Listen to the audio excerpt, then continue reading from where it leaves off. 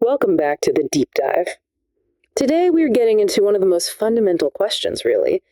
If that sense of me causes so much trouble in our lives, how is it actually built? I think you've come to this deep dive wanting something more than just a vague idea of ego. You want the forensic blueprint. And that's exactly what the sources give us. We're not talking about, self-improvement platitudes here. Right. We're analyzing the specific architectural mechanisms of suffering. Right. And it's all rooted in this one thing, misidentification. We're going to move beyond these simple definitions of attachment to really dissect Sakkāyadiṭṭhi. Sakkāyadiṭṭhi, the mistaken view of self. Exactly. And it's precisely mapped out. The sources lay out 20 distinct psychological tracks. 20, not 19, not 21. 20 specific traps. That precision is just... It's astonishing, isn't it? It is. We tend to think of our identity as this fluid, intangible thing, but what you're telling us is that the mind actually operates on a surprisingly fixed structure when it tries to build a permanent self. It does. It follows a pattern. So we have the map today. The map that shows us exactly how the sense of I and mine is constructed, and then how it ends up controlling our decisions. Everything from career choices to, how we scroll through our phones. That's the key. The problem isn't the experience itself. It's not the body, not the feeling, not the awareness. The problem is the possessive relationship we form with that experience. The clinging. The clinging. So our mission today is to illuminate the 5 aggregates, or khandhas.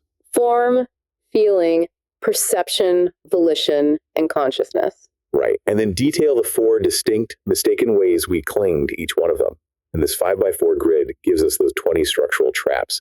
And crucially, we'll see how the little hit of pleasure we get from these mistaken identities is what locks us into the whole cycle. Okay, let's unpack this. Before we even get to that structured 20-view grid, the sources start a bit earlier. They talk about this raw impulse of possessiveness. What exactly is that initial idea of mine that comes before the whole identity structure gets built? Right, that initial raw impulse. The sources call it manevani. A bit of a mouthful. It is, yeah. But it just means self-centered identification. Yeah, okay. And it leads to these 18 forms of mine, or maman. It's the mental habit of just automatically stamping mine on transient phenomena. Think of it as the unorganized automatic declaration of, this belongs to me. So if the 20 views are like the organized belief system, like a constitution for the ego, these 18 forms of mine are more like the raw foundational impulse of possessiveness that feeds it. How did the sources group these 18 forms? They group them very logically around the instruments and the objects of our experience. It really demonstrates how pervasive this impulse is. So the most immediate group relates to the physical sense stores themselves. The hardware. The actual biological hardware, yeah. Stuff we use to experience the world. So you mean claiming ownership over the apparatus itself, like literally saying, I own my eyesight? Precisely. The sources detail 6 specific sense stores where this impulse pops up. What? First, the eye, kaku. The thought is, the eye is mine. Then the ear, sota. The ear is mine. It's claiming possession over the simple ability to hear. And this possessiveness continues right on through the nose, ghana, the tongue, jiva, and the body as a whole, kayo. So we treat the whole physical structure as our personal property. Exactly. And this is a very, very deep layer of identification, where the simple fact of having a sense organ becomes proof that there's a stable self who owns it. And the 6th sense store, which is crucial, is the mind itself, mano. Yes, the mind is mine. This is claiming ownership over the cognitive instrument, the capacity for thought, for internal processing. It's a subtle but really powerful claim. It says the mind isn't just a mechanism, it's my mechanism. And therefore, I am its master. And therefore, I am its master. This possessive stance is really the origin of that intellectual ego, the part of us that believes its mental processes are proprietary, its own special thing. Okay, so that's 6 forms of mind centered on the hardware. What about the things we perceive with that hardware? That's the next grouping, the objects of sense. So the clinging here is to what is being experienced and registered by that hardware. The data coming in. The data, exactly. And the sources highlight 2 key object groups here. First, forms are mine, Rūpa. This is clinging to visual appearances. It could be the attractiveness of your own body or the beauty of a car you just bought. You see it as a personal possession. And the second, mental objects are mine, Dhamma. This is claiming ownership over concepts, philosophical views, thoughts, even complex emotions. My brilliant idea, my unique suffering. So first, I claim the eye as mine. Then I claim the beautiful visual form that the eye registers is also mine. That's 8 forms so far. The sources also mention a third category. It involves awareness itself. It does. That's the category of consciousness, or vinya, the bare, simple awareness that arises. Even here, at this fundamental level, the impulse of mind asserts itself. We claim visual consciousness is mine, cakkha-vinya. We get attached to the seeing awareness as if it were some permanent personal faculty that we own. And then mental consciousness is mine, mano-vinya, claiming ownership of mental awareness itself.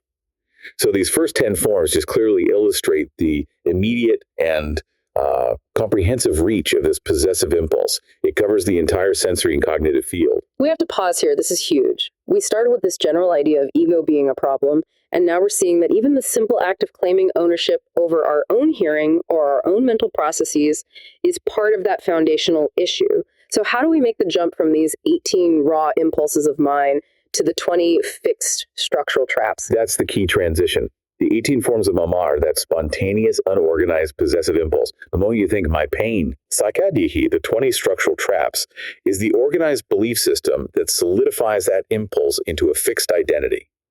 It gives that transient experience of fixed place within the self-concept.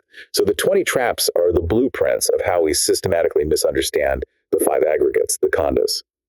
Let's just define those 5 aggregates again, because they are basically the totality of our moment-to-moment experience. They're the entire landscape where this mistaken self gets built. Absolutely.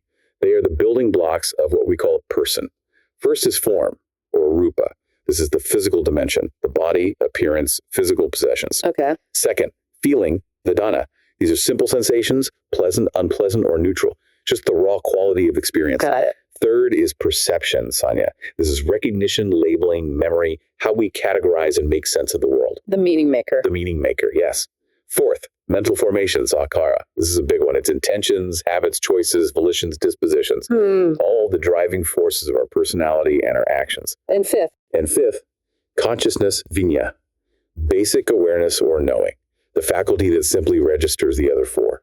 And the genius of this analysis really is detailing the 4-fold patterns of self-view that the mind applies to every single one of those 5. So let's call any aggregate X. How does the mind misrelate to X? Well, the mind tries to anchor this fleeting thing, X, in 4 distinct structural ways. And they're all designed to create stability where, none actually exists. What are they? First is direct identification. The view is X is self. The aggregate is my identity. Simple enough. Second, possessive ownership. The view is self possesses X. So I own, I control, I master the aggregate. Okay, that's different. Third is self as container. Here the view is X is in self. So the aggregate, say a feeling, resides within a permanent self or soul. And the fourth must be the reverse of that. It is. Aggregate is container. The view is self as an X. Here the self or soul is housed or maybe even trapped inside the aggregate. This is why we need to spend time here. These 20 combinations, they aren't just technical terms from a dusty book. They are the specific psychological attitudes that generate immense suffering. If I cling to my success, which is a Sahara, in one of these 4 ways, when that success inevitably changes, your identity collapses. My identity collapses. The suffering comes directly from treating these temporary, conditioned things as permanent personal property. Exactly. They are all contradicted by the insight of Anatta non-self. By dissecting these 20 traps, we are essentially mapping the precise coordinates of our identity crises. We're moving from a vague idea of, I shouldn't cling, to the specific realization of, I am clinging to myself as property view of my body, and that is what needs to be let go of. Okay, let's use this 5x4 grid now. Let's do the deep dive. We're looking at the 5 groups of experience, the khandhas, and for every single one, the mind tries to form one of these 4 relationships: identification, ownership, or location. So, starting with Rūpa, or form, this is the body, physical appearance, and all the matter we associate with mind. And attachment to this physical dimension is just so foundational to the human ego. It's where it all begins for most of us. So the first view is direct identification, Rūpa-tato. Form is self. The physical shape, my age, my appearance is my identity. This is that uncritical equation. I am this body. In modern culture, this just manifests as an extreme identification with attractiveness or fitness or youth. The examples are classic, aren't they? The deep fear of aging, the obsession with plastic surgery. Or just the person whose entire self-worth for the day is tied to the number on the scale, or a compliment they got about their outfit. Exactly. And we see this amplified massively in the digital world. The sources point out that this trap goes beyond just the physical body to any form we identify with. You mean like a digital identity? Absolutely. Think about it. If I spend hours perfecting a selfie, using filters, or carefully curating my professional brand on LinkedIn, I am investing my identity into that visual form. That form is me. And if someone critiques that filtered image, or if my LinkedIn profile doesn't get the respect I think it deserves? The identity collapses. Because that digital form was mistaken for the core self. This is why something like body dysmorphia is such a powerful, modern example of this trap. The entire self-concept is defined by a perception of the physical form. Okay, so now if I manage to stop saying, I am this body, the mind's next trick is to start treating it like a tool or a possession. That brings us to the possessive ownership view. Rūpasmi atta. Self possesses form. This is where we treat the body as property to be controlled, mastered, or, maximized. This self becomes the owner or the manager. The CEO of the body. The CEO of the body, exactly. And the suffering here comes from that relentless pressure of micromanagement. Extreme dieting isn't just about looking good. That would be the first trap. This is about the assertion of will. I am the master who controls this caloric intake. This sounds an awful lot like the dark side of the whole self-optimization movement. It is. It's the constant need to maximize physical capacity, track your sleep, optimize your nutrition, or undergo cosmetic procedures, all driven by an attachment to control. So what happens when that control fails? When you get sick? Well, when illness strikes or when performance drops, despite all the effort, the suffering is twofold. You have the physical setback, of course, but you also have the identity crisis of the master who has failed to control their property. The view, which is fueled by attachment, insists, I own this body, therefore it must obey me. And when it doesn't, it's a catastrophe. Let's introduce the first of the location traps now. Self as container. Attanava Rūpa, form is in self. How does this shift the identification? This view introduces a kind of duality. It suggests that there's a permanent, non-physical self, a soul or a spirit, that acts as the container for the impermanent form. The body is seen as a shell or a vehicle, or just a temporary house for the true, enduring me. This sounds very common in a lot of religious or spiritual systems, the idea of an immortal soul living inside mortal flesh. It's extremely common. And the psychological impact is that it can create a distance from, or even an aversion to, the body. You might hear people say things like, I'm a spiritual being, not a physical one.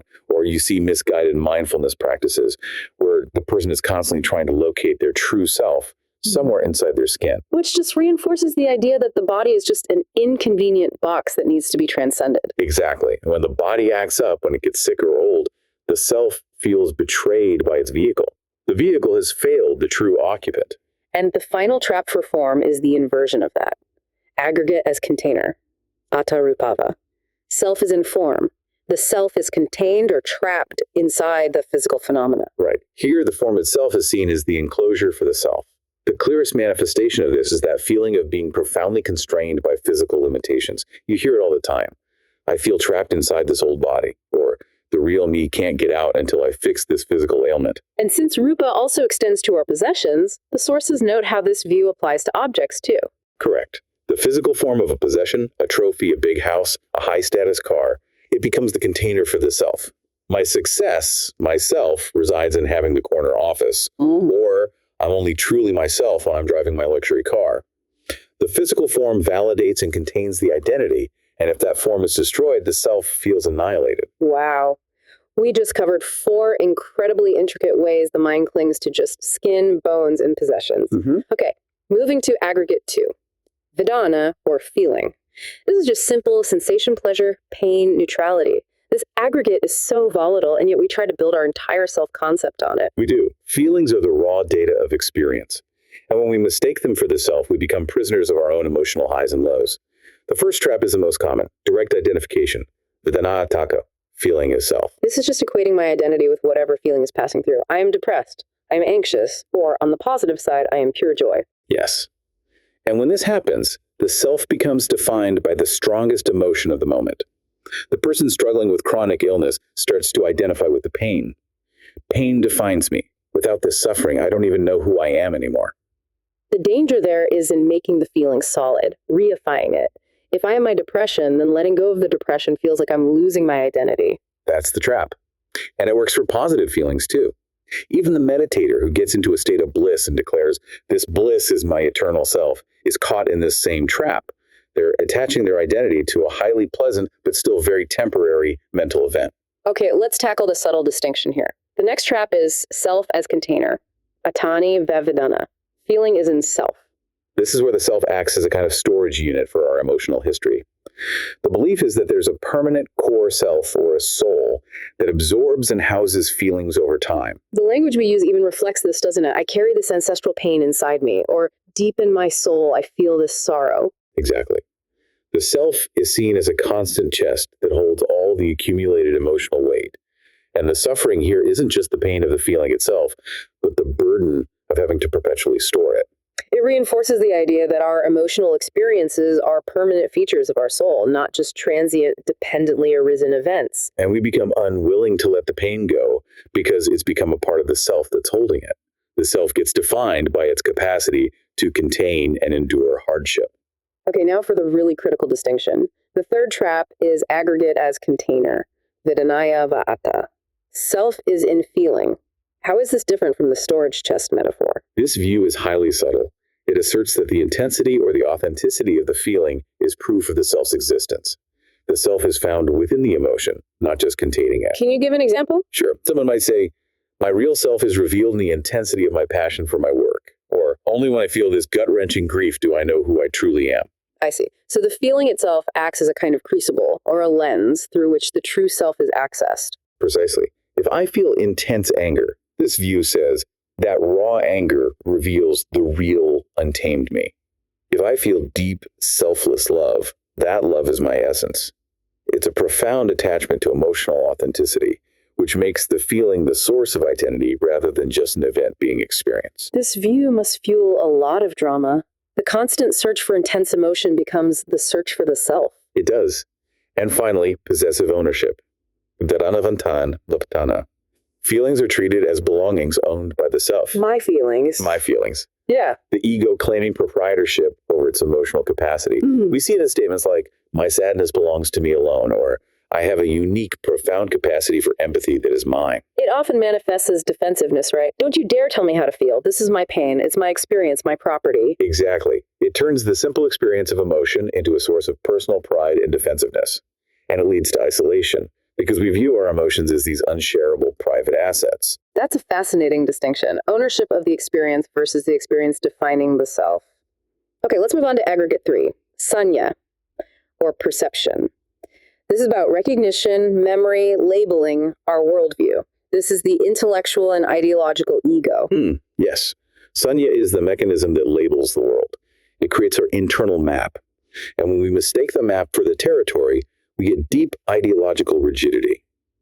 The first trap is direct identification, sanyatado. Perception is self.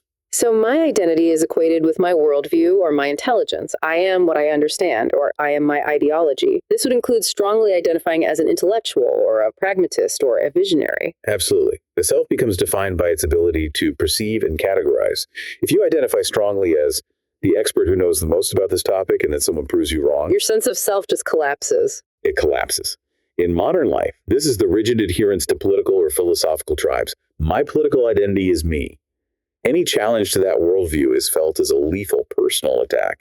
The self is anchored to the memory bank and the capacity to reason. This also extends to how we define our talents, right? If I define myself as a visual person or a person with a photographic memory, that's sanya as self. It is. The perception itself, the capacity for observation and memory, is mistaken for a permanent entity. And the sources note this trap also includes mistaking aesthetic perception for the self. Oh, so? The thought, "I am the one who sees beauty in things." If the ability to perceive that beauty diminishes, or if others fail to recognize your refined perception, the identity suffers. Okay. Next trap, self as container, atani vasanya. Perception is housed in a stable core self. This creates the illusion of an inner entity, a true self, that possesses ultimate, enduring insight. Deep within my enduring self, I just know the truth. Or the belief that the soul stores all memories and knowledge accumulated over a lifetime.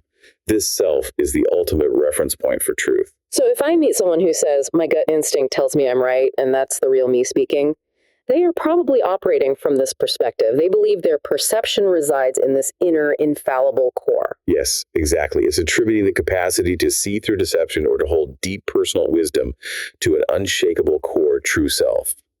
The perception is seen as a feature that's contained by the permanent identity, not just a transient product of conditions. And the inversion, aggregate as container, Sakkāyadiṭṭhi.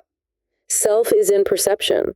The self is found inside or revealed through the specific way one interprets or labels experience. This is the belief the unique lens through which I view the world is the location of my essence. My unique interpretation of this book reveals my true self. It makes the identity totally dependent on subjective interpretation.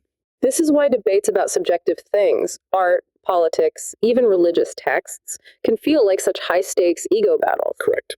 We equate our self-expression with our true self. This specific artistic output is the self. If the interpretation is validated by others, the self is affirmed. If the interpretation is rejected, the self is rejected.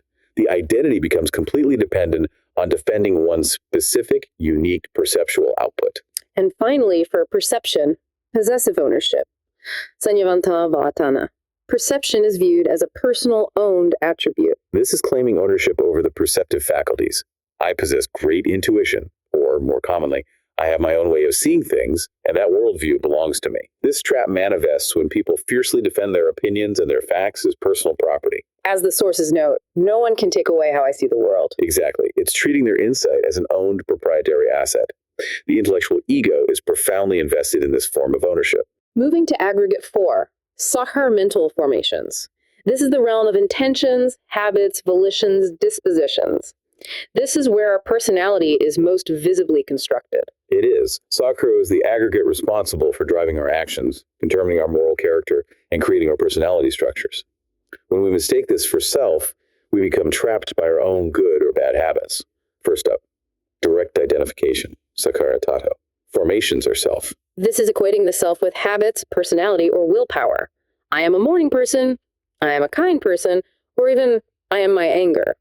The self is just a fixed list of attributes. We see this identification constantly in modern career and self-help contexts. The identification with willpower is incredibly strong. I am the person who never gives up, or the professional identity. I am a strategist. I am a planner. I am a doer.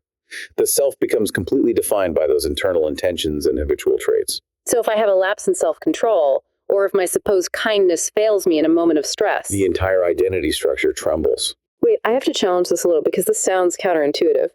Isn't something like persistence or ambition, which are mental formations, generally considered a virtue? How can believing I am persistent be a trap? Are the sources saying that believing I am a persistent person is inherently a form of suffering? That's a crucial question. And it speaks to the subtlety of the trap.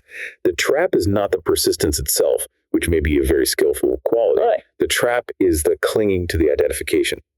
If that persistence is seen as self, then when conditions change, you encounter an obstacle you just can't overcome, you become sick, or the persistence simply fails to yield results, the psychological outcome is devastation, not just disappointment. Because the self collapses. The self collapses. Yeah. Because that condition-dependent trait was mistaken for the permanent self.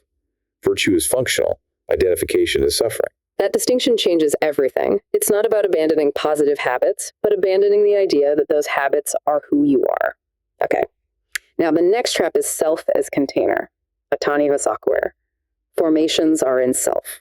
This is the belief that a central, permanent self harbors all our intentions, choices, and karmic tendencies.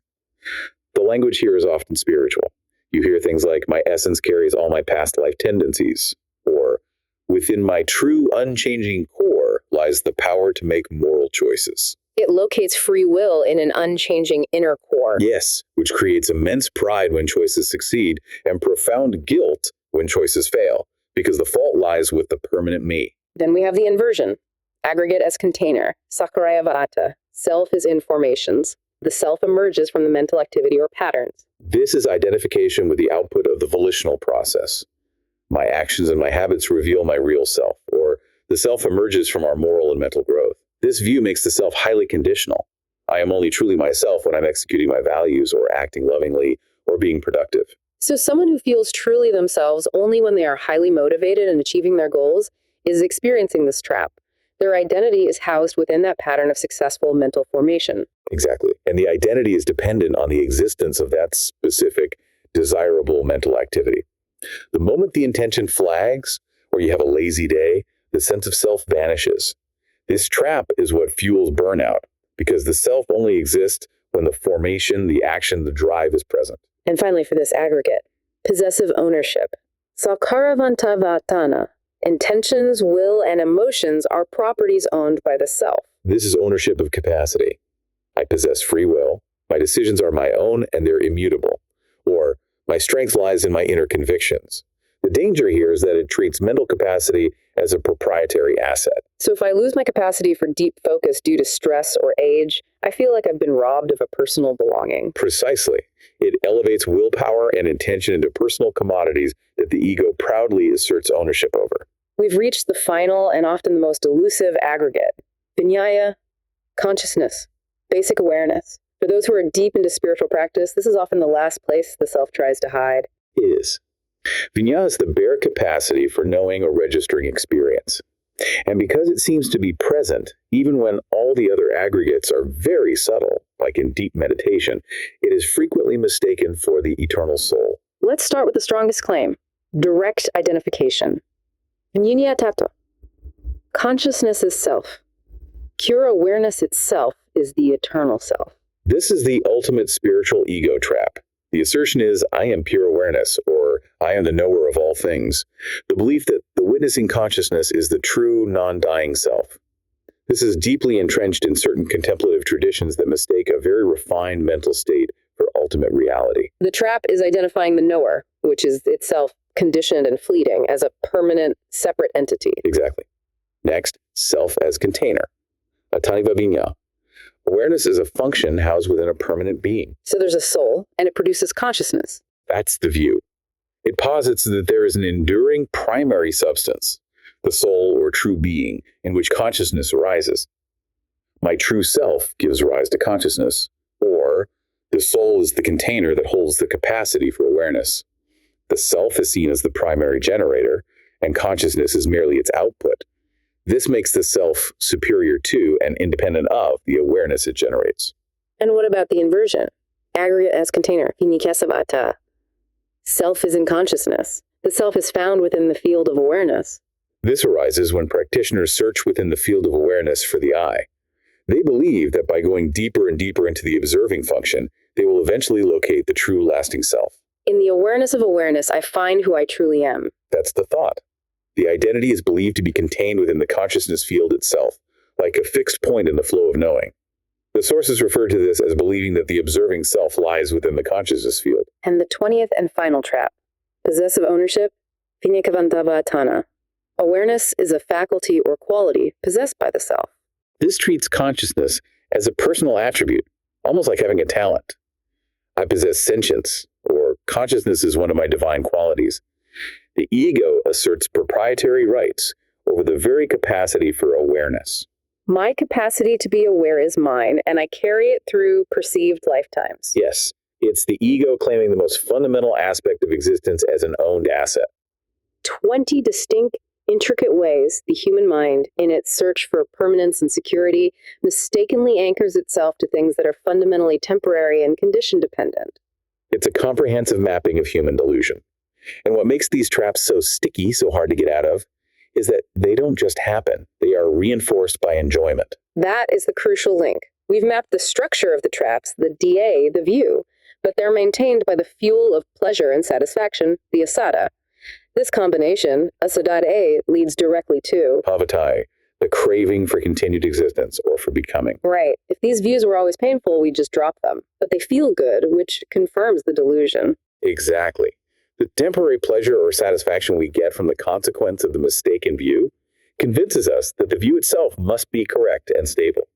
The satisfaction confirms the identity. And this drives the cycle of becoming, that constant pressure to recreate the conditions that provide that pleasure just to maintain the false self. Let's look at how this entanglement plays out in modern life using some richer examples. Let's take the trap of political or social tribalism. Okay.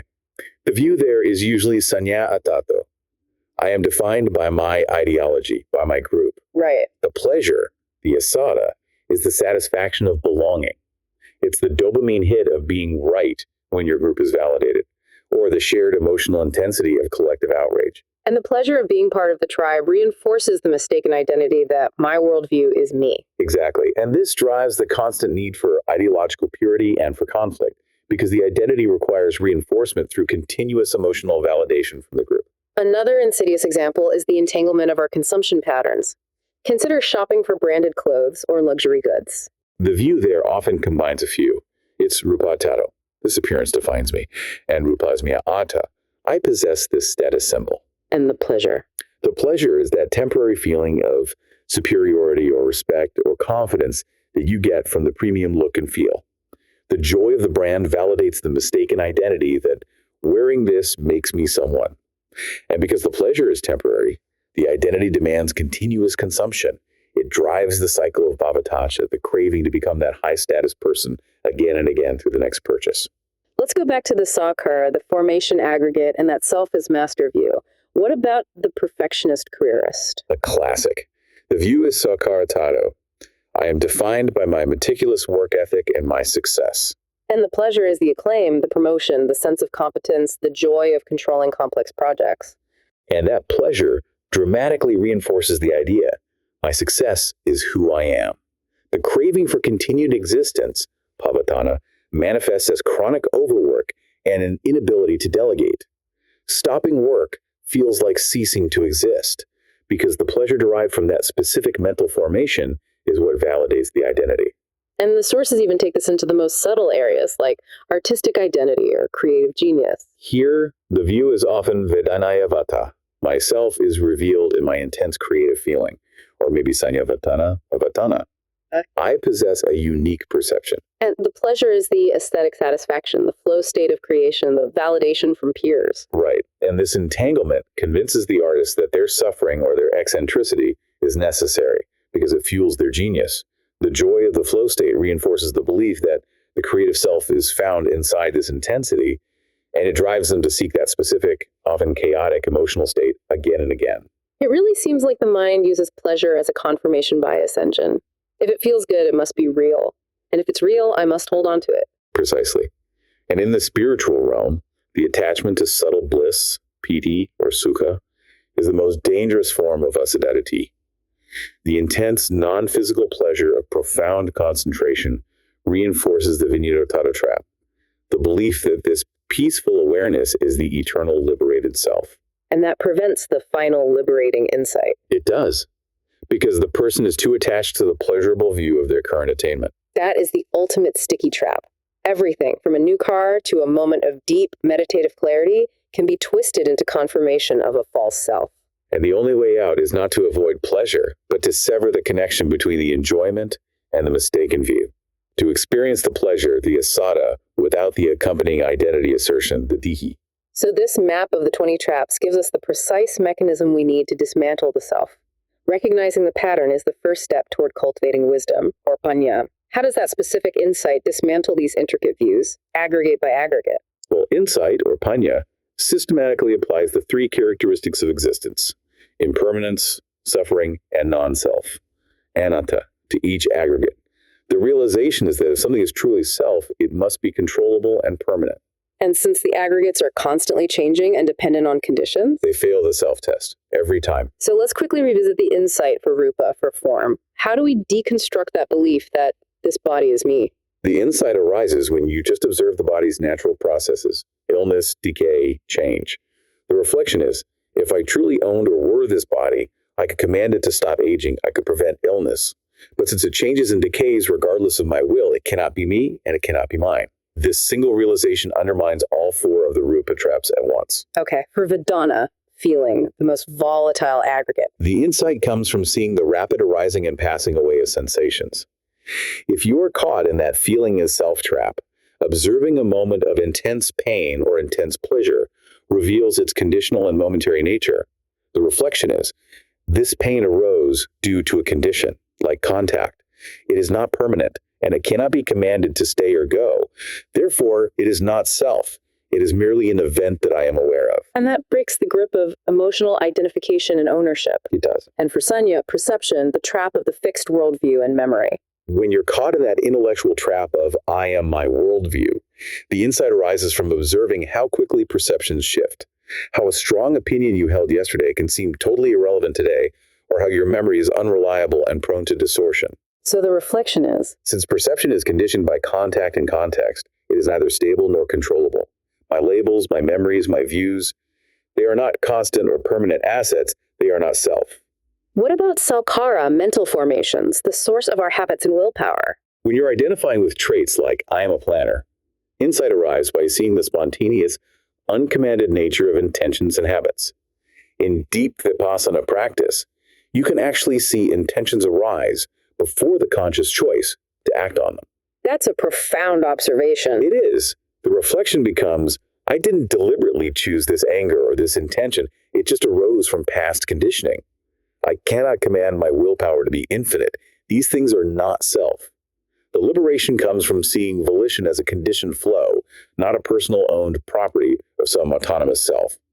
And finally, Vinya, consciousness, the most subtle identification. For those claiming consciousness is self, the insight reveals that awareness is dependent on conditions. I consciousness requires an eye and a form. Ear consciousness requires an ear and a sound. When the conditions cease, the consciousness ceases. So the reflection is, Consciousness is not an independent eternal entity. It is born and dies moment to moment based on contact. It is not self. This realization is what shatters the spiritual ego and that final refuge of permanence. The entire exercise is designed to cultivate dispassion toward these temporary arrangements. The clarity and the freedom come from removing the identification, the me and mine, from all 20 ways the aggregates are mistakenly clung to. this deep dive has been a truly comprehensive map of the human psychological landscape.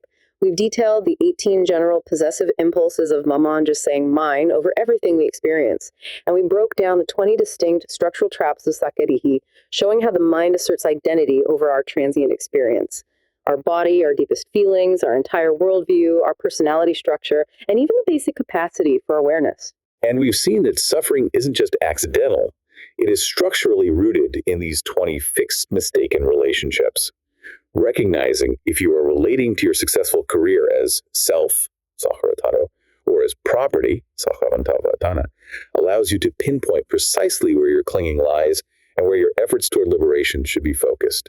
This map is the foundation of wisdom. It's a remarkable blueprint for freedom. And now for our final provocative thought for you to reflect upon based on today's deep dive, encouraging continued exploration. If every single facet of your psychological and physical life, your memories, your feelings, your body, your choices, your awareness, is merely a temporary conditioned arrangement and not a permanent self, what is left when all 20 of those views are dropped?